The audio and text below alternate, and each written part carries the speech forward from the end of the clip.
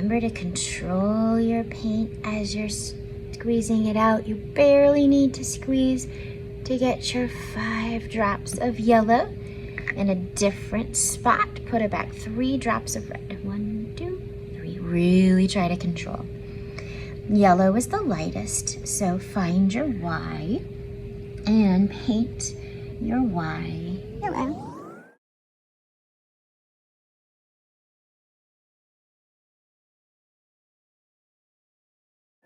Our next lightest color is yellow-orange. To make a yellow-orange, dip just the very tip of your paintbrush in red. Now put it into your yellow. And hopefully you got a yellow-orange. Let's test it to make sure. Cool, that's a nice yellow-orange. Now I'll show you how to fix your mistake if it doesn't end up being a good yellow-orange.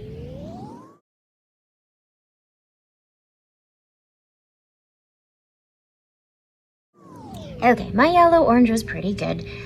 After I make the orange, I'll show you how you would fix to make yellow-orange if you goofed. To make an orange, we're gonna dip just the tip in red again, and now put it in what used to be yellow. Swirl it around. Again, you'll always have to test each color because it's really hard to tell. All right, that's a beautiful orange. I'll go ahead and use that. But if you had made an oopsie making yellow-orange, you'll need to do about 2 drops of yellow. Now, instead of dipping it back in red where the same mistake might happen, dip it in that oopsie color. I'm going to dip my paintbrush in orange. Now put it in the yellow and test it. That's looking still pretty yellow to me. Don't need to wash my brush off. Dip it back in the orange color, back into your yellow color, and then test it until you get the color that you're happy with. So I need to fix my orange again. Always test. Rats, this time I made a reddish orange, so since I have a red orange, I might as well go ahead and paint it.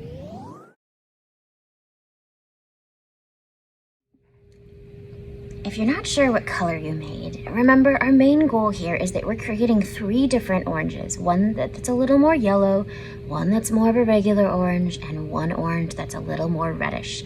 Perfection is not expected as long as you are trying and you get them in a logical order. You may also have noticed you didn't really need to wash your paintbrush too much. But to switch to red, you'll need to give it a little wash.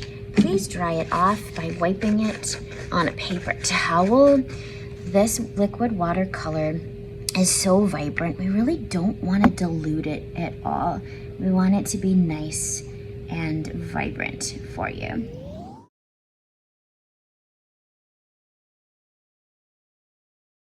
If you poured just the right amount of paint, you probably don't have much left over in there.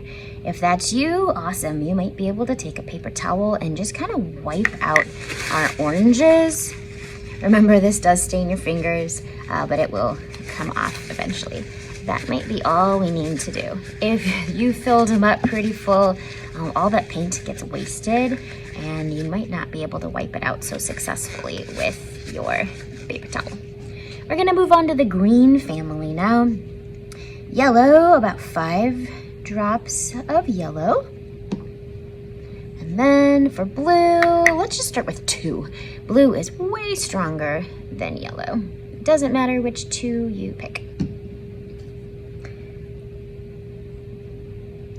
Don't paint your blue yet. Let's go ahead and just dip the tip in. Dip the tip in blue. Now swirl it into your yellow. Immediately it changes. Test it. See if you like it. Womp womp. What happened there? I didn't wash my brush well enough. During this time, I'm washing my brush and pouring 3 drops of yellow to fix my problem. Okay, much better. That doesn't look brown anymore. Now I need to decide if I want that as my green or my yellow green. It's kind of an in-between. The more I'm painting it, the more green it gets. So I think I'll stick with regular green. You decide what you made. Just like when we did the orange family, the green family is very similar. Always dip the tip in your blue, swirl it around in your yellow puddle, decide what you got after you test it, and then paint the appropriate paint splatter. Do remember to check your labels. You're adding just a smidge more blue each time, trying to achieve yellow-green, green, and blue-green. If it doesn't turn out, add a few drops, 2 or 3, of yellow into one of the empty paint wells. Add just a tiny bit more blue or green and work through the green family at your own pace. It's okay if you make a mistake, just try to catch it before you paint it on your paint palette. A purple family, we need about 5 drops of each. 5 red, 5 blue. Blue is darker, so dip the tip in your blue, swirl it in your red. The purples are a little trickier to do than the other two, which is also why we save them for last.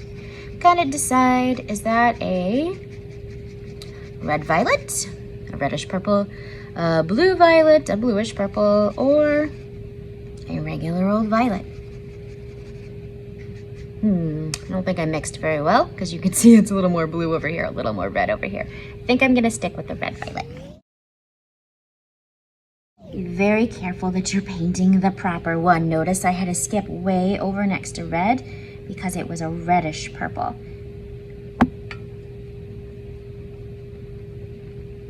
Don't really need to wash my brush off. I'm gonna go back to my blue, darker color, into the lighter color, swirl, then test.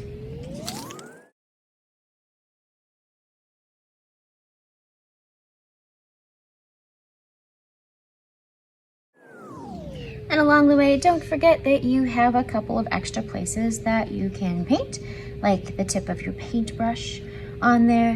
When we're splattering, we need to put up a guard in between. So we'll have one of those big placemats that will hold, the person across from you will hold, and you're just going to take your finger and against your finger, real controlled, because remember, if this splatters on your face, you're gonna look multicolored freckly when you leave the art room. If you're like, oh man, I forgot to do that, you can always go back and mix a color, no biggie.